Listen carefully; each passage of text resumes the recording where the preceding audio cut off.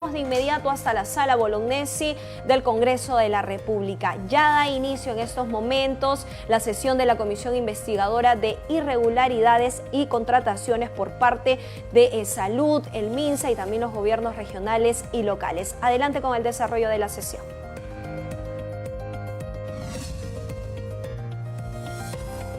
Descentralizada de fecha 9 de septiembre del 2022 y de la primera sesión extraordinaria de fecha 23 de septiembre del año 2022. Estación despacho. Colegas congresistas, el equipo técnico de la comisión ha enviado sus correos electrónicos los documentos recibidos por la comisión. Si desean contar con copias físicas de los pueden solicitarlos, los que serán expedidos de manera inmediata. Estación informes. La presidencia informa que se ha recepcionado el oficio número 1011-2022-2023 ADP-D, el HCR, suscrito por el oficial mayor del Congreso de la República, en donde se informa a la Comisión que en la sesión del Pleno del Congreso de la República, celebrada el 6 de octubre del 2022 y con la dispensa del trámite de sanción del acta, se aprobó la siguiente modificación en la conformación de la comisión que preside.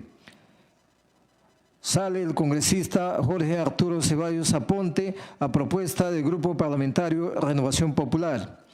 Asimismo, ha llegado al despacho el oficio circular 0041-2022-2023 ADP CPEG el HCR de fecha 11 de octubre del 2022, suscrito por el oficial mayor del Congreso de la República, en donde se comunica a las comisiones ordinarias, investigadoras y especiales que se sirvan tomar las providencias que estimen convenientes con la finalidad de no realizar sesiones durante los días jueves y en los que se programen sesiones del Pleno del Congreso. Que informo también que se ha programado la realización de una sesión ordinaria descentralizada que en la ciudad de Iquitos para el día 21 de octubre del 2022, para lo cual se le pasará las invitaciones correspondientes. Finalmente, esta presidencia informa que el día 18 de octubre se programó una visita inopinada a los almacenes de Cenares en el distrito de Lurín para proseguir con los actos investigatorios de la comisión, diligencia para lo cual están todos cordialmente invitados para participar. Los señores congresistas que tengan algún informe que efectuar en la presente sesión, se les concede el uso de la palabra. Señor presidente, disculpe, no sé si han consignado mi asistencia. La congresista Margot Palacios, escribí en el chat, tuve dificultades con el internet. Muchas gracias. Sí, se ha consignado, señora congresista.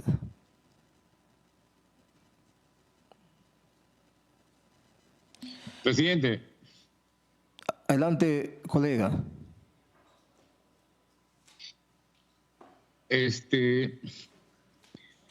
Usted que está iniciando funciones ya como presidente de esta comisión, la sugerencia es que no siga el mismo formato que hasta la fecha la comisión ha tenido, en el sentido que más se ha abocado a estar viajando, a conversar con exfuncionarios. Ningún funcionario va a aceptar ninguna culpabilidad, ninguna responsabilidad en el tema del manejo del COVID desde marzo del año 2020. Y es más, ya en una oportunidad por escrito solicité que en el caso de salud, que se maneja por redes, toda la documentación que tenga que ver, contratos, adendas, órdenes de compra, órdenes de servicio, para revisar toda la documentación fuente, tan igual como en el MINSA, a través de las regiones. Sobre todo estas dos instituciones que son complejas, independientemente de las regiones que exista. Y por lo que tengo entendido, porque me acerqué hace como 2 semanas a la comisión, y solamente había 2 regiones que se habían manifestado en cuanto a proporcionar la documentación. Acá lo que se tiene que revisar básicamente son documentación para ver sobrecostos, para ver que la gente o los proveedores no tengan ninguna relación con directivos, para revisar su registro nacional de proveedores, porque esa es la función de una comisión investigadora que es tipo auditoría. Entonces, yo el día lunes le voy a alcanzar ya por escrito formalmente y pedirle ello, porque tanto de Salud como el Ministerio de Salud no están respondiendo a la solicitud de documentación fuente para que entreguen. Y miren el tiempo que ha pasado. Esta comisión termina en marzo.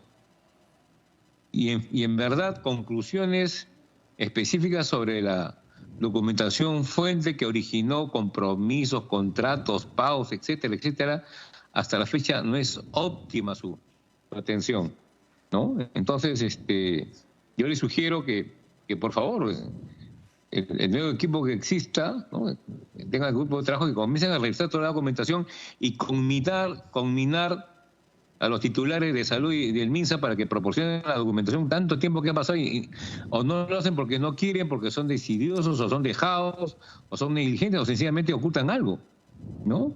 Porque en sí la labor de investigación es esa, ¿no? Sobre todo cuando se quiere detectar irregularidades, es ver la documentación fuente, porque si usted invita a un exgobernador o un exgerente de administración, de finanzas, de contabilidad o de logística, todo el mundo va a argumentar que por la COVID tuvieron que hacer tales procesos, que por la COVID tuvieron que hacer adjudicaciones directas, que por la COVID y por el estado de emergencia existente les permite no hacer procesos de selección de acuerdo a la ley de contrataciones, etcétera, etcétera, etcétera, ¿no? Entonces, en el ánimo de aportar al trabajo y en mi condición de vicepresidente de la comisión, yo les sugiero que corrijamos aquellas cosas que no se han hecho y sobre todo conminemos, ¿no? Porque esa es la palabra, no es exhortar, no, es conminar a los titulares de estos pliegos para que a su vez, ¿no?, soliciten en forma perentoria, bajo a procedimientos que nos proporcionen la documentación, porque ahí se van a detectar las irregularidades, ahí se van a detectar los contubernios que han habido entre los funcionarios de las entidades con familiares, etcétera, etcétera. Y eso es lo que a la postre va a significar las recomendaciones que esta comisión tiene que dar. Nada más, presidente. Gracias. Le agradezco infinitamente, colega, y se va a tomar en cuenta su pedido en vista ya a la experiencia en el tiempo anterior en la comisión, y se va a reiterar su pedido formulado referente a los documentos mencionados.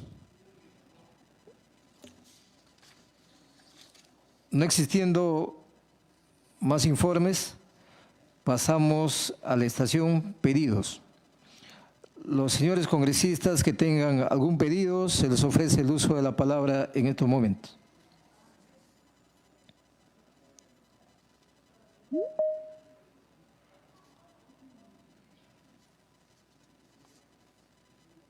No habiendo pedidos, pasamos a la estación orden del día.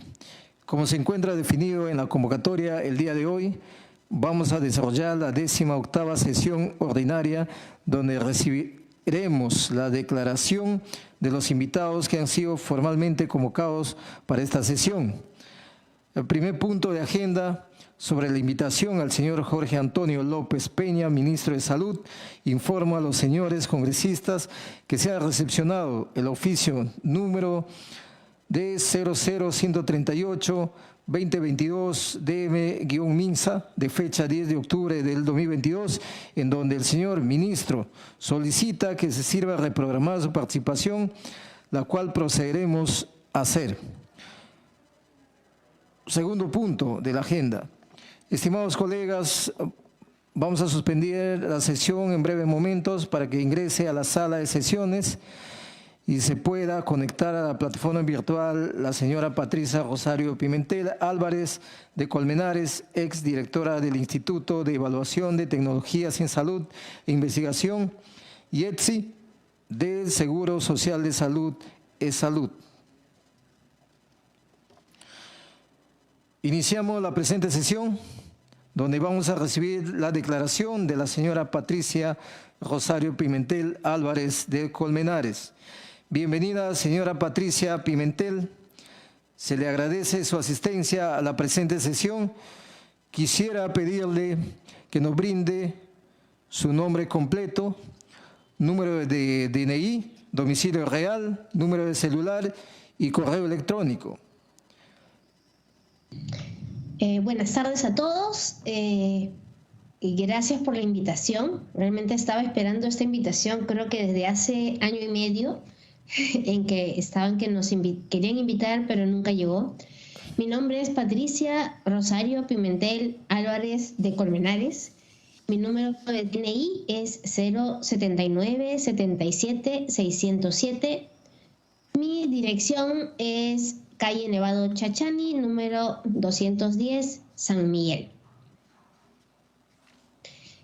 Fui exdirectora del Instituto de Evaluación de Tecnologías y tengo 23 años trabajando en salud y actualmente soy jefe del servicio de oncología del Hospital Sabugal, donde he trabajado desde el inicio de los tiempos. Muchas gracias, señora Pimentel. ¿Usted ha venido acompañado de un abogado? No he venido acompañado de ningún abogado. Me han llamado por dos temas. El primer tema ha sido sustentado ante la OSI y elevado ante la Procuraduría justamente del órgano de control, y está en investigación desde hace aproximadamente año y medio, que es el tema de del tomógrafo de emergencia. Estuvimos esperando justamente que nos llamen al Congreso hace año y medio para dar mayores explicaciones. Hemos dado toda la documentación del caso, correos electrónicos, toda la información, todita se lo hemos dado al órgano de control. Y tampoco hemos sido llamados ni por la Contraloría, ni por Fiscalía, ni por nadie más, ¿no? Bueno. Por eso en ese aspecto, mi abogado me dijo que en ese aspecto traté de no hablar mucho del tema porque ya está en investigación. Sin embargo, voy a tocar solamente unos cuantos temas acerca de ese punto del tomógrafo, porque ya está siendo bien trabajado y tiene bastante información y bastante documentación, que es lo que el congresista anterior solicitaba, que yo creo que es lo importante, la documentación. Nadie va a decir que es culpable al inicio y nadie va a encontrar información a la mano, pero en ese momento se encontró toda la información y se entregó. Se entregó al momento y lo tenía todo se entregó al momento a la OSI y se estuvo esperando. Eso se entregó en noviembre del 2021. Sí. Hasta el momento no hemos sido llamados para... un momento para tomarle el juramento de ley. Sí. Bueno, señora Patricia Rosario Pimentel Álvarez de Colmenares, jure usted decir la verdad y nada más que la verdad sobre los temas que va a declarar ante esta comisión investigadora. De no ser así, sí, juro, que Dios y la patria los demande, queda usted juramentada. Señor secretario técnico, le pido de lectura los temas que expondrá nuestra invitada para el día de hoy. Perfecto, señor presidente. Con su permiso y de los señores congresistas, vamos a proceder a dar lectura de los puntos por los cuales la comisión citó a la señora Patricia Rosario Pimentel Álvarez de Colmenares. Primer punto. Explique las razones por las cuales, en su calidad de exdirectora del Instituto de Evaluación de Tecnologías en Salud e Investigación, IEXI de Exsalud, emitió la resolución número 88-EXI-ESalud del 14 de septiembre de 2020, disponiendo incorporar el bien tomógrafo básico de emergencia con código SAP 0400 1014-3 al Petitorio Nacional de Equipos Biomédicos para los Centros Asistenciales del Seguro Social de Salud, ESalud 2018, con eficacia anticipada desde el 31 de julio de 2020, aprobando una ficha técnica para tomógrafos de detectores de resolución especial de 17 LP/CM, sin realizar indagación de mercado que demuestre el desabastecimiento de los equipos biomédicos, con las características técnicas de la adquisición de tomógrafos computarizados de 128 cortes, que contenía una resolución espacial de 19,5 LP/CM, que sustentaría su incorporación en el petitorio.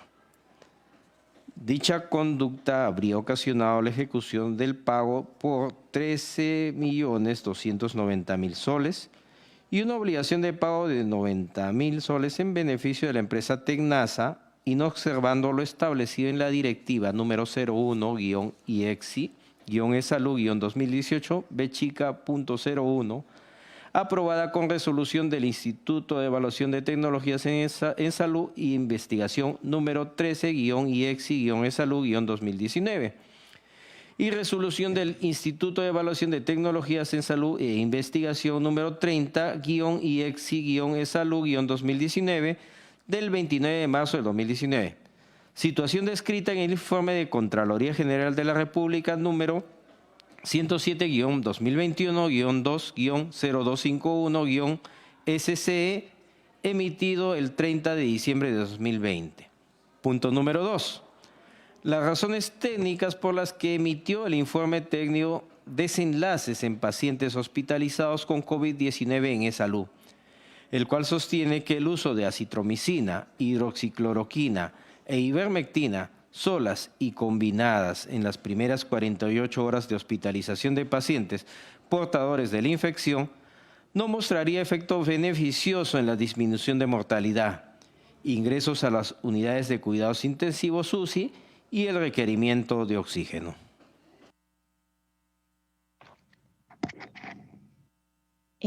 Perfecto. No sé si puedo comenzar a pasar mis láminas o hay algún protocolo anterior. Ya. Ante la primera pregunta, como dije, mi abogado me ha recomendado de que, realmente me recomendó que guarde silencio al respecto de esto, puesto que estaba en investigación en la Procuraduría, pero yo creo que es necesario aclarar algunos puntos para que se entienda qué cosa es el instituto y cómo el instituto no tiene nada que ver con el tema del mercado. Siguiente, por favor. Este es el informe de control, donde se habla sobre la presunta irregularidad sobre la adquisición de un tomógrafo que se le llamó de emergencia, puesto que no contaba con la misma capacidad del tomógrafo que ya se tenía. Cabe resaltar que hay tomógrafos de mucha menor resolución dentro del petitorio nacional. Siguiente. Entonces, como decía, prefiero... todo esto no va a durar más de 20 minutos, no se vayan a aburrir. El objeto de esto solamente es aclarar algunos temas. Vengo de toda la función de la señora Molinelli. Yo entré a salud, como les dije, hace 23 años.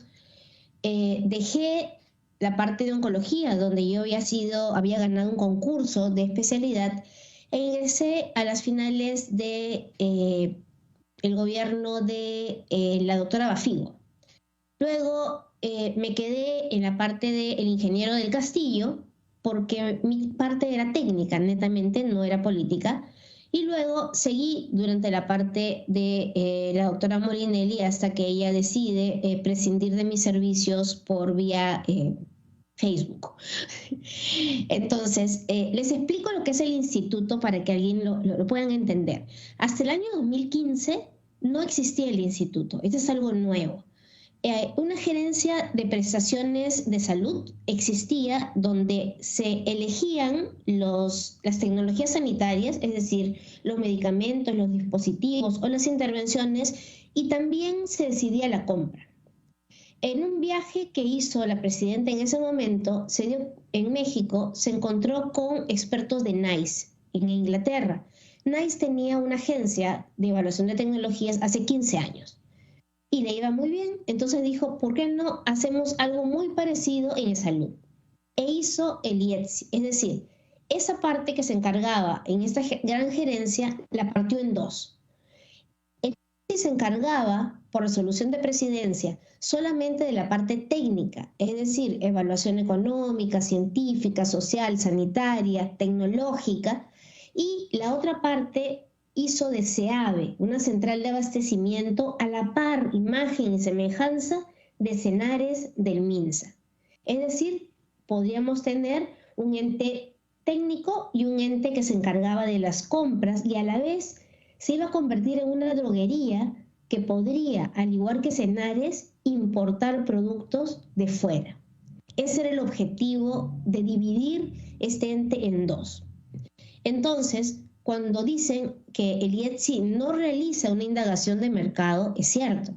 El IETSI no participa en ningún momento, en ninguna parte, ni preparatoria, ni media, ni final, de una parte del estudio, ni de indagación, ni nada que ver con el mercado. No se indaga mercado, no se hace estudio de mercado, no se participa en una licitación, no se elige a un postor, no se ve nada de eso. Incluso se cierra herméticamente el IETSI para que los postores no se acerquen, porque los postores trataban de llegar al IETSI tratando de ver cuáles eran las tecnologías que iban a sacar y tratar de acercarse a los evaluadores y ver qué cosa podían entrar. Entonces, justamente fue hecho para no tener contacto con el mercado.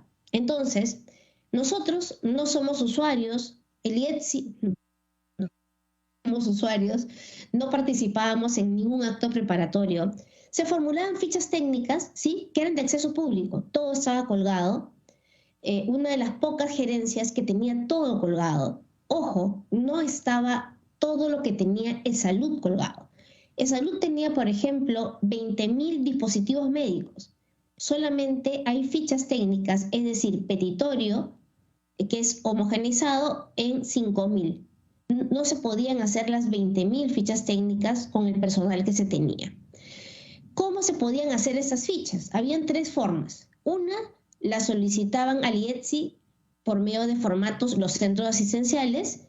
Se creaban dentro de un hospital. Cuando no habían, en un hospital mismo se podían crear siguiendo el mismo formato y hacían un código SAP. Y otro, el IETSI tenía la capacidad de incorporar de oficio una tecnología que creían que era muy innovadora, no novedosa, sino innovadora, necesaria por un tema de salud pública. Siguiente, por favor. Entonces, para hacer una evaluación de tecnología y para incorporar una tecnología sanitaria, teníamos que tener a alguien que nos lo pida. ¿Quién debería ser? O un centro asistencial o la central de abastecimientos. Formalmente, un centro asistencial era la mayoría que nos pedían, y en segundo lugar era la central de abastecimientos, que nos decía que la ficha, cuando la llamaban a un concurso, no cumplía, no habían postores. Ok, nos mandaban su ficha y nos decían con el estudio de mercado y nos decían, miren, nadie cumple su ficha. O sea, su ficha está hecha en el aire, la han inventado o algo así. Adapten su ficha, y es así que nosotros actualizábamos la ficha porque algunas fichas eran muy antiguas. Para elaborar la ficha, obviamente, necesitábamos un equipo técnico grande, ¿no? Pasaba por una dirección de evaluación de tecnologías que recibía un informe de una subdirección de evaluación de sea medicamentos o de dispositivos médicos, y si el dictamen determinaba la incorporación, recién se incluía dentro del petitorio. Siguiente, por favor. ¿Qué pasó en el momento de la pandemia? Como lo había dicho el congresista anterior, todo era urgente. Dentro de eso, los tomógrafos, los ventiladores mecánicos, de pronto todo o había desaparecido o lo habían hecho desaparecer del mercado. Y los precios todos se habían disparado. Los ventiladores mecánicos chinos, que costaban casi $5.000, cuando uno veía antes en la página web, de pronto estaban costando $100.000 y eran la misma tecnología. los tomógrafos también habían desaparecido. Todo, o como les digo, había desaparecido o lo habían hecho desaparecer. Entonces, en ese momento de la pandemia, la Presidencia Ejecutiva y la Gerencia General deciden que el usuario, debido a que los usuarios eran todos los hospitales y eran muy diversos, el usuario para la pandemia iba a ser uno solo, que iba a ser la Gerencia Central de Operaciones. Ellos iban a ser los que iban a decidir qué cosa se iba a comprar, qué cosa iban a pedirnos a nosotros, qué cosa iban a hacer en general para la pandemia. Entonces ya teníamos un usuario, la Gerencia Central de Operaciones para el tema de la pandemia con todo y documento. Hay una nota donde el gerente central de operaciones de ese momento, que se convertía en el usuario para este proceso, remite un documento a nuestro gerente general donde le solicita la autorización, ya que no encontraba tomógrafos, para continuar la gestión de unos tomógrafos que tenían una característica menor que ya tenía el tomógrafo normal bajo las condiciones escritas. Es decir, como tenían esa característica menor, se les tenía que cambiar de nombre, puesto que no se les podía poner tomógrafos de 128 cortes con nivel de LP, sino que se tenía que poner otro nombre. Tomógrafos de emergencia se les había puesto.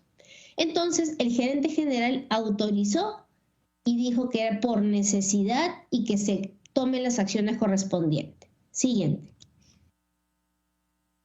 Sí, por favor. Era obvio que un tomógrafo de 19 tenía un menor nivel de resolución que uno de 19.5. Para eso no necesitábamos ser ingenieros biomédicos.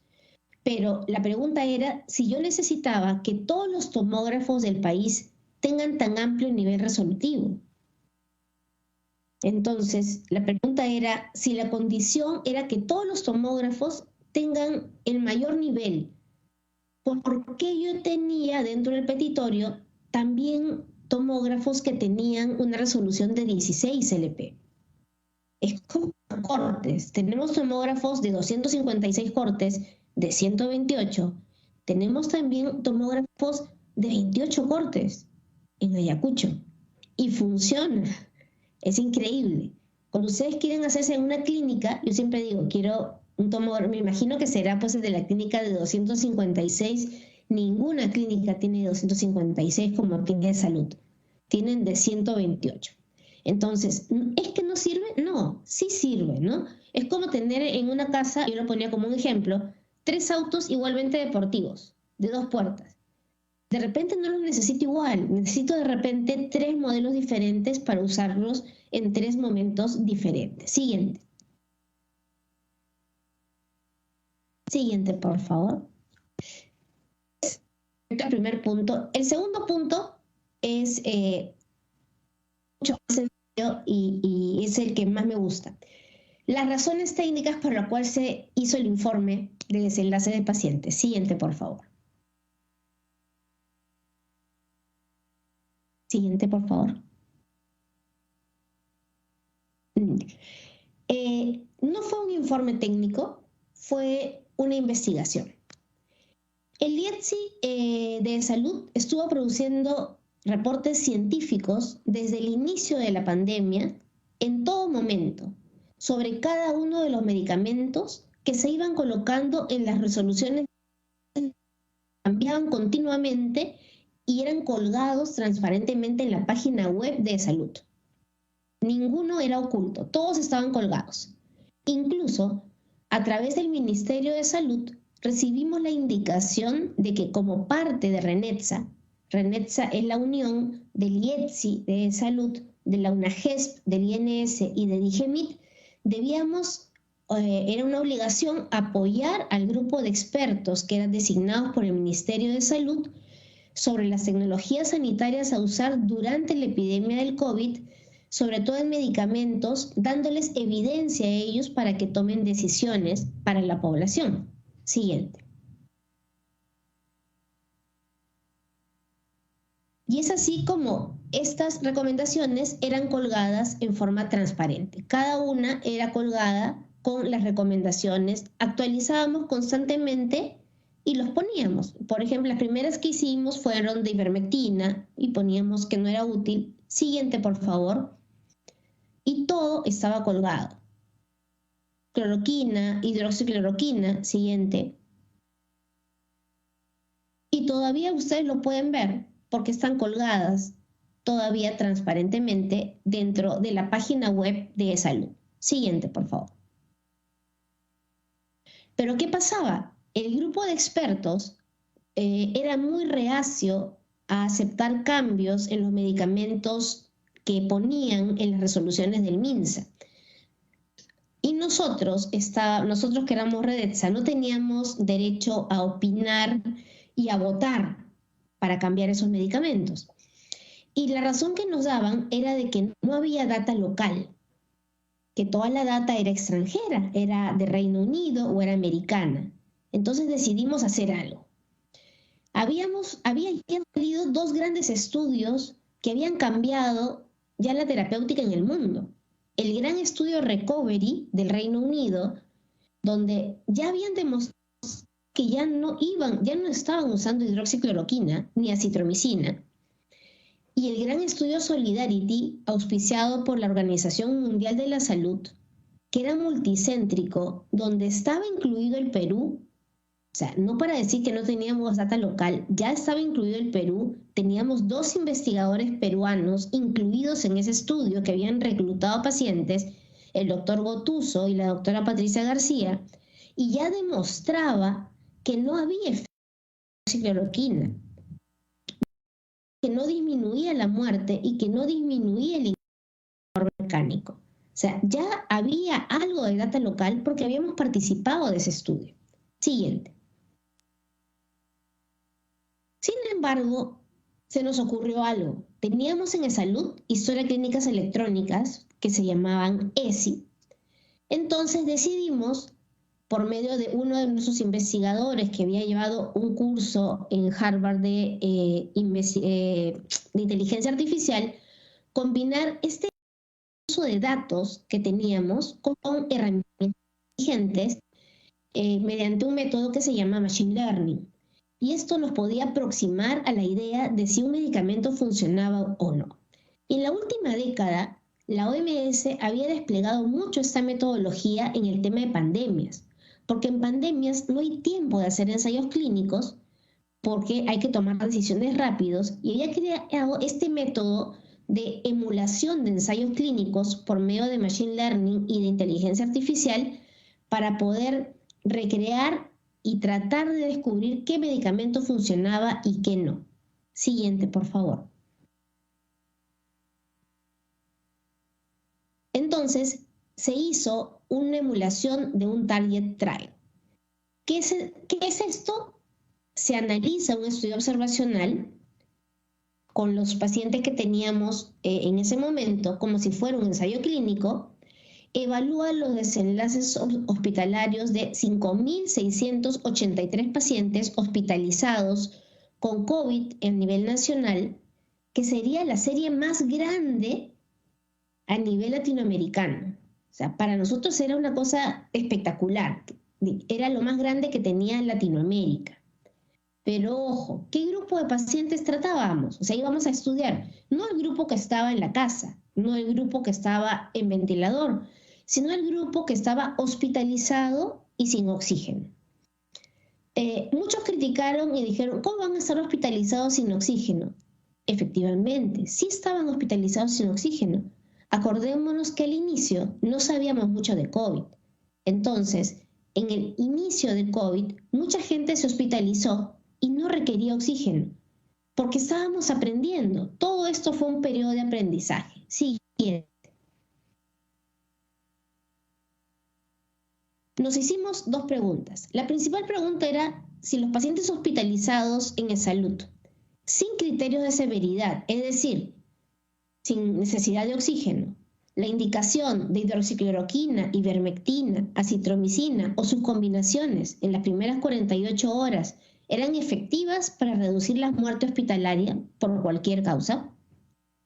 Y nuestra segunda pregunta era, en pacientes hospitalizados sin criterio de severidad igualmente, la indicación de hidroxicloroquina, ivermectina, citromicina o sus combinaciones podían reducir muertes por toda causa, ingreso a UCI, muertes hospitalarias y o prescripción de oxígeno? Siguiente. Siguiendo la ética, nosotros no podemos un estudio, pero pasarlo por un comité de investigación. La única persona que puede autorizar la realización de un ensayo clínico es un comité de investigación. Lo pasamos por el Comité de Ética de Investigación específico para COVID-19, quien en su séptima memoria mensual lo nombra y lo autoriza. Este comité está colgado aún en la página web, lo pueden ver, está transparentemente colgado. En esa sesión se evaluaron 162 estudios, se aprobaron 130, dentro de los cuales se aprobó el estudio que estaba en objeto de evaluación, cuyo investigador principal colocamos al doctor Percy Soto, quien era el experto en Machine Learning de todos los investigadores. Siguiente, por favor.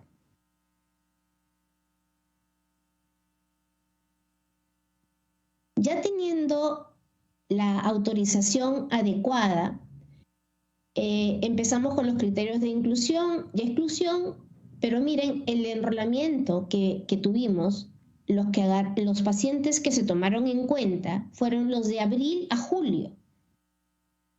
Por eso es que teníamos pacientes hospitalizados sin oxígeno, porque recién estaba empezando la pandemia. No son los pacientes que ya teníamos de julio hasta diciembre. Entonces, estábamos empezando a conocer una enfermedad que nunca había aparecido, donde nadie tenía expertise realmente en esto. Siguiente, por favor.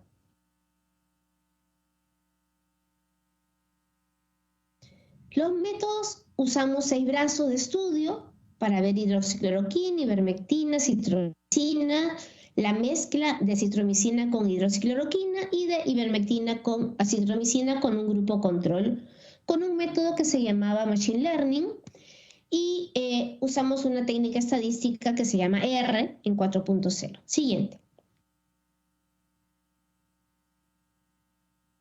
Los desenlaces eran muerte durante la hospitalización, muerte o transferencia a UCI, uso de oxígeno o muerte. Siguiente. Y ahí está, veamos los resultados. Cuando vemos los resultados ya ajustados con los intervalos de confianza para no verlos crudos, podemos ver en los números que los números más altos los podemos ver en el grupo de la acción de acitromicina con hidroxicloroquina. Acá podemos ver un 1.84, podemos ver también un 1.49, acá podemos ver también en solo ivermectina un número bastante alto de 1.58. Siguiente, ¿cómo podemos interpretar esto? Porque el tema se ve muy lindo para un estadista, pero ¿cómo lo interpretamos? El grupo que recibió acitromicina con hidroxicloroquina tenía 84% veces más probabilidad de fallecer durante la hospitalización.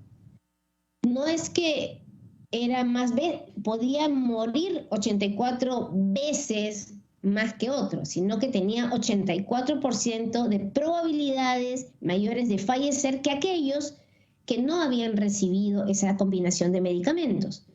Tenía 49% de veces más probabilidad de ingresar a UCI, 70% de veces más de probabilidad de necesitar oxígeno. Cuando dábamos hidroxicloroquina sola, se encontraba un 77% de veces mayor de probabilidad de mortalidad por cualquier causa o mayor probabilidad de necesitar oxígeno. Y cuando se da ivermectina sola, 58% de veces más de probabilidad de necesitar oxígeno. Ojo, esto no era que habíamos descubierto la pólvora.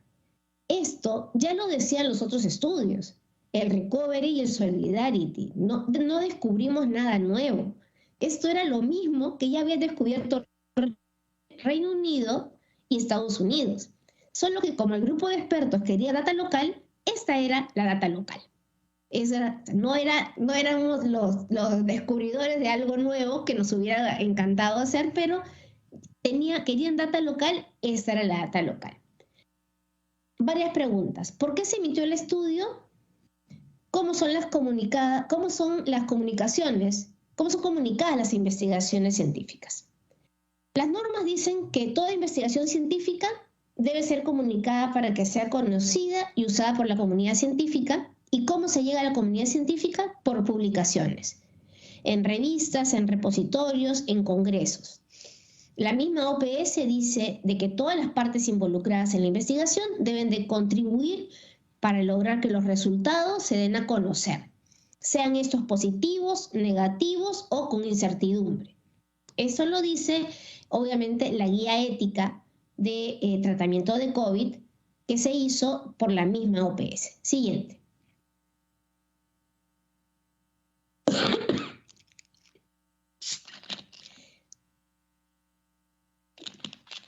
Hubo una pregunta además. ¿Existía un protocolo para comunicar los resultados de las investigaciones que hacía el IETSI? No existe un protocolo como tal y nunca lo existió. Todos los protocolos que se trabajaban de investigación en el IETSI estaban colgados. Hicimos muchísimas investigaciones mucho antes que esta y nunca se nos dijo nada. ¿Por qué? Los documentos y normas internacionales que tratan este tema, como el CIOMS, que es la norma internacional que guía las investigaciones, dice que los resultados de una investigación, sean positivas o negativas, deben hacerse públicas. En el país tenemos un documento técnico que se llama Consideraciones éticas para la investigación en salud con seres humanos, que dice que todos los investigadores deben de publicar los resultados de sus estudios, incluyendo aquellos que sean negativos y no concluyentes. Siguiente.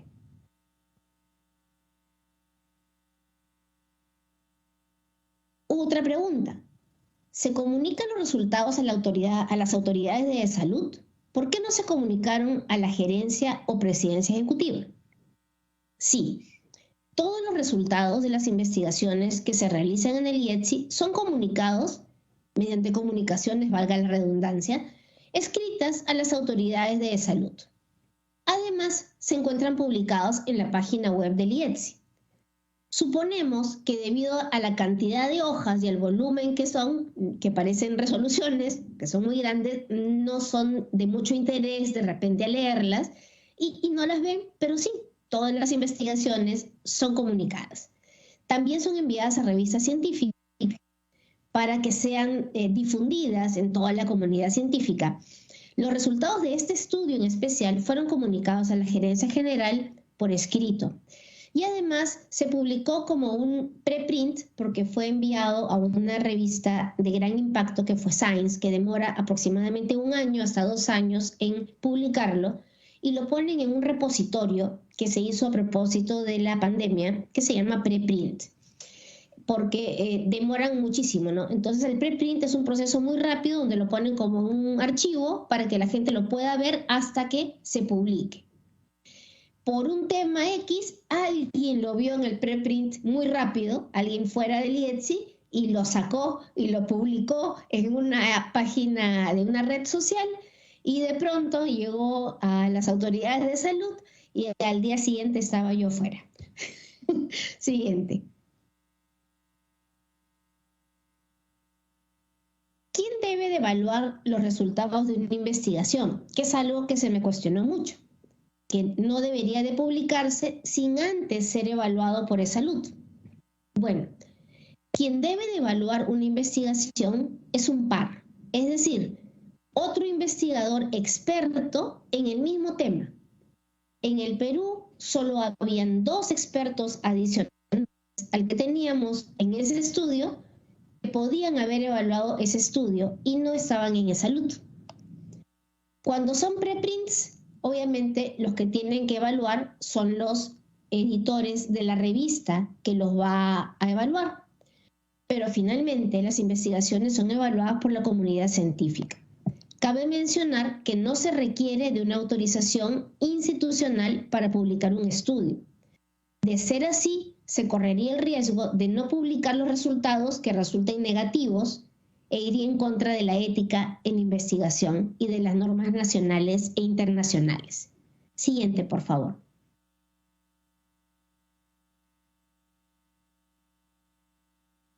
¿Por qué se publicaron los resultados sin pedir autorización?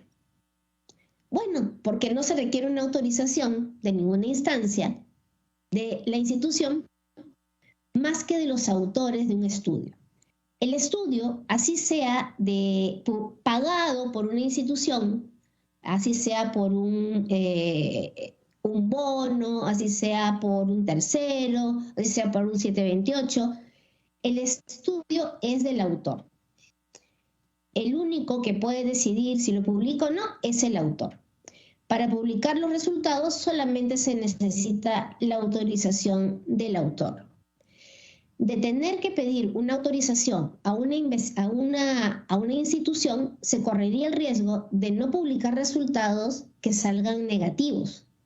Y esto obviamente iría en contra de todo lo que sería la ética y de las normas nacionales e internacionales, ¿no? Significa que si yo descubro que hay algo que estamos usando que es malo y que está en contra de lo que deberíamos usar, la institución me va a decir no lo publiques, obviamente.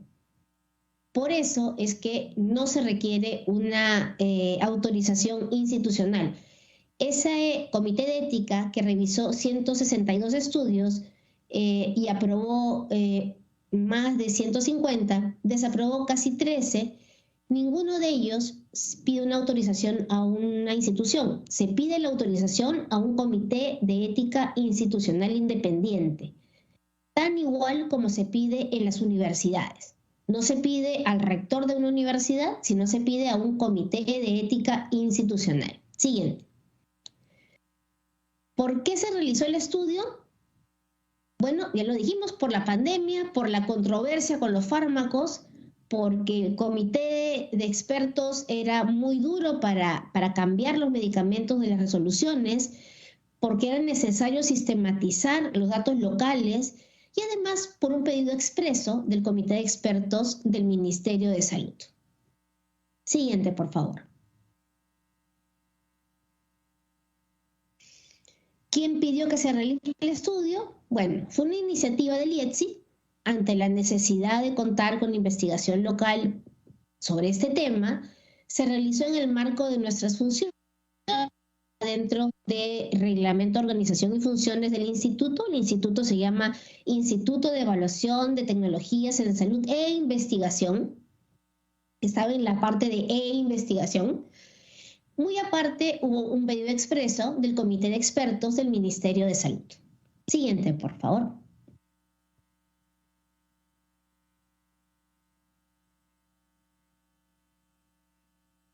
¿Quién aprobó el estudio? Como lo dije anteriormente, siguiendo las normas internacionales, fue aprobado por un comité de ética en investigación que fue ad hoc para el COVID, puesto que todos los comités de ética que estaban formados por personas de mucha edad fueron a sus casas y nos quedamos sin comités de ética en todos los hospitales.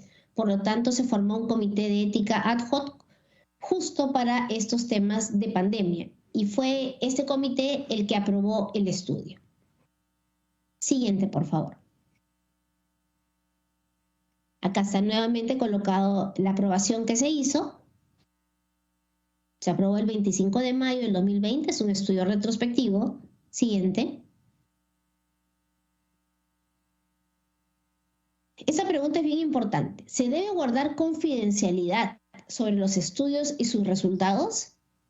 No se debe guardar confidencialidad sobre los estudios, tampoco sobre los resultados. Lo que se debe guardar es confidencialidad sobre los participantes de una investigación, incluso cuando la información no es obtenida en forma directa, sino a través de, por ejemplo, en este caso, historias clínicas electrónicas. En este caso, que hicimos a través de historias clínicas electrónicas, se hizo la anonimización de estos pacientes a través de la Gerencia de Tecnologías de la Información. Es decir, una gerencia grande de la institución hizo la anonimización de estos pacientes, que eran más de 5.000, para realizar el estudio dentro de salud. Siguiente, por favor. Eso sería todo para explicar sobre todo la parte del estudio, que es el que creo que menos personas han escuchado, si es que ninguna. Luego del estudio nadie pidió informes, yo no quise salir a dar ninguna información porque ya era un tema muy mediático. Yo creo que no valía la pena hasta que las autoridades como ustedes nos pidan una información seria, ¿no? Que se pueda realmente valorar y validar, ¿no? Espero que haya despejado sus dudas acerca del informe y el tema del tomógrafo. Sobre todo que el tomógrafo, bueno, nosotros no tenemos mucho que ver con el mercado. He leído la nota, sobre todo el tema de Tecnasa que nombran. Nosotros no tenemos contacto con los proveedores. Sin embargo, a la hora que yo leía y buscaba, bueno, no conocemos muchos proveedores, pero sí tuve la oportunidad de conocer al dueño de Tecnasa. Y era una persona muy frecuentemente, que iba muy frecuentemente a salud, ¿no? No a nosotros, pero sí iba muy frecuentemente a salud cuando estábamos en reuniones de gestión, de alto nivel, ¿no? Con presidencia ejecutiva. Era un tema ya de amistad, más que no conmigo, porque yo venía de 2 gestiones anteriores, que yo era la parte técnica, la parte de casi de pinchaglobos cuando hablaban de otras cosas, porque yo era netamente de ciencia. Pero este tema fue el tema de COVID, fue un tema tratado con algunas gerencias, no con todas, a raíz de muchos decretos de urgencia, ¿no? A mí me gustaría que vean ese tema porque cada cosa que se hizo fue con decretos de urgencia. Y yo nunca entendí el tema de decretos de urgencia, no soy abogado, pero todos corrían. Yo lo único que recuerdo era que sale el decreto de urgencia y corrían a hacer lo que decía el decreto de urgencia. Y vivían porque nosotros no recibimos erarios del Estado. Pero para ese tema, al parecer sí, y todos corrían por decreto de urgencia, ¿no? Y así fue como lograron algunos tomógrafos, ventiladores, ¿no? Pero esa parte no la compartían con la parte técnica como nosotros, ¿no? Nosotros nos dedicábamos a ver más que nada la evidencia para ayudar al grupo de expertos del Ministerio de Salud. Muchas gracias. Muchas gracias. A usted. Espero no haber fallado mucho. Sí. Agradecemos a la señora Patricia Rosario Pimentel Álvarez de Colmenares por responder a las preguntas efectuadas por esta comisión investigadora. Se ofrece la palabra a los congresistas que desean formular las preguntas.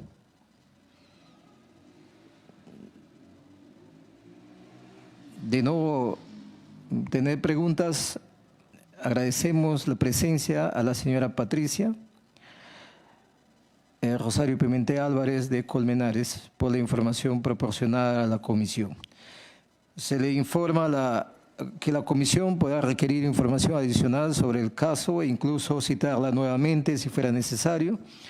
Lo invitamos a retirarse de la sala de sesiones en el momento que estime pertinente. Suspendemos la sesión en breves momentos. Muchas gracias. Y los documentos que necesiten, que yo tenga, realmente presta a entregárselos. Sí. Muchas gracias. A usted. Con respecto al tercer... a todos. Sí, muchas gracias. Con respecto al tercer punto de la agenda sobre el invitado, señora Rocío del Pilar Palomares Ibarra, informa que se le volverá a citar toda vez que ha habido problemas en la notificación en su domicilio real. Señores congresistas, habían agotado los puntos de la agenda. Cumplo con informar que la transcripción magnetofónica de la sesión forma parte del acta respectiva y siendo las 16:06, se levanta la sesión. Gracias. Buenas tardes.